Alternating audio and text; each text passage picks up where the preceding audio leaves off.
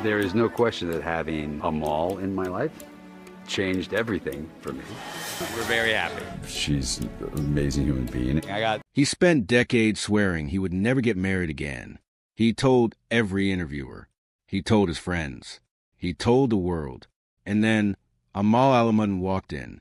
But now, for the first time, George Clooney is admitting something that nobody expected to hear from the man who once called marriage not for him. What he confessed changes everything we thought we knew about this relationship. Stay with me, because this one is different. To understand what George Clooney confessed, and why it shocked the people closest to him, you have to understand who George Clooney was before Amal.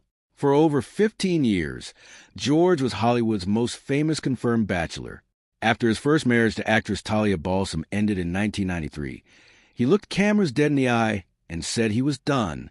Done with marriage. Done with the idea of it. He dated some of the most beautiful and accomplished women in the world. And every single time, the relationship ended the same way. He walked away. His friends didn't question it. Hollywood didn't question it. George Clooney, as a married man, seemed as likely as George Clooney giving up acting to become an accountant. And then in 2013, something happened that he still can't fully explain. It was a mutual friends dinner party in England. George walked in, confident, charming, the version of himself the world had seen 1,000 times. And then he saw Amal. Now here's what George has actually confessed about that moment. And this is where the story gets fascinating. He didn't fall in love with her because she was beautiful.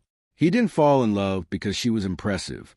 He fell in love because for the first time in his adult life, he met someone who was completely, utterly unimpressed by him. She wasn't starstruck. She wasn't leaning in. She was talking about international human rights law with the kind of fire and depth that made George Clooney feel like the least interesting person in the room. And it reportedly changed something in him. Immediately, he has said in interviews that he went home that night and told a friend, "I think I'm in trouble."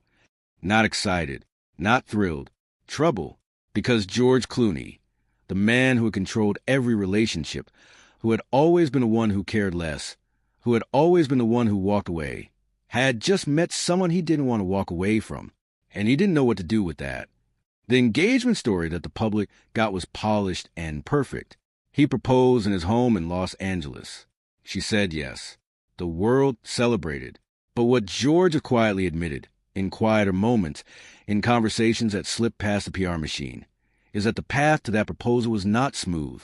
He wrestled with it for months.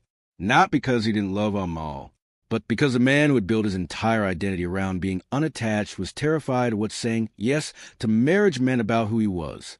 He reportedly told a close friend, "I've spent 20 years being completely honest that marriage wasn't for me. If I do this now, what does that say? That I was wrong the whole time." And the answer, the confession that sits at the heart of the story, is yes, he was wrong. George Clooney, the man who built a mythology around not needing love in that form, has admitted that he was protecting himself, that the walls he had put up weren't philosophy. They were fear. Fear of what he'd lost in his first marriage. Fear of vulnerability. Fear of finding someone who mattered enough to actually hurt him. Amal didn't break down those walls.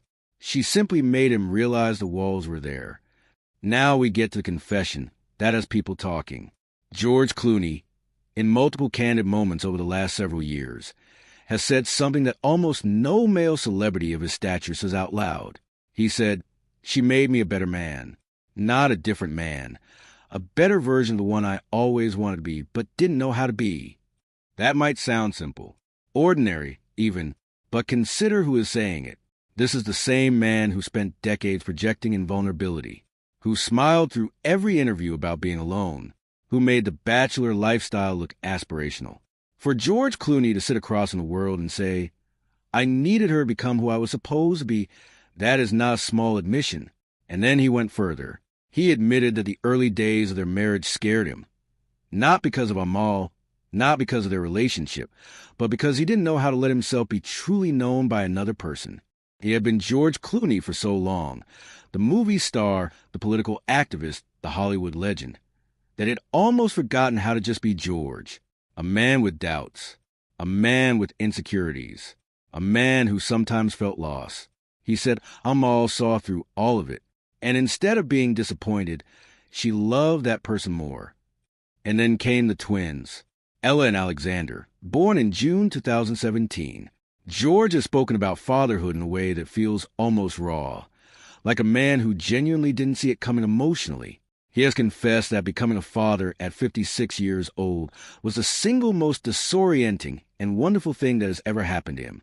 More than the Oscars, more than his biggest films, more than anything fame ever brought him. He told one interviewer that the moment he held his children, he understood for the first time what the stakes of a life really are. He said, "And this is the part that people remember. Everything I thought was important before them was just noise.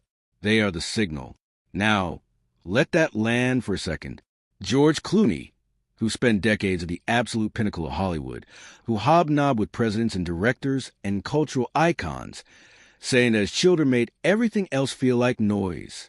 That is a man who was transformed, not gradually, not over years, but completely and all at once. And he credits Amal for that, not because she pushed him toward fatherhood, but because she created a life with him that made him want it. Visuals, quieter, more intimate feeling footage, slow music, close-up interview stills. Here is the part of this story that most people miss. In a rare, reflective interview, the kind that comes when a journalist finally catches celebrity off guard, when the PR armor slipped a little, George said something that stopped the room. He said, "The greatest luck of my life wasn't the career. It wasn't the Oscars, the awards, any of it. The greatest luck of my life was that Amal said yes, because I almost didn't ask. And if I hadn't, I would have spent the rest of my life not knowing what I was missing, which is the saddest kind of loss.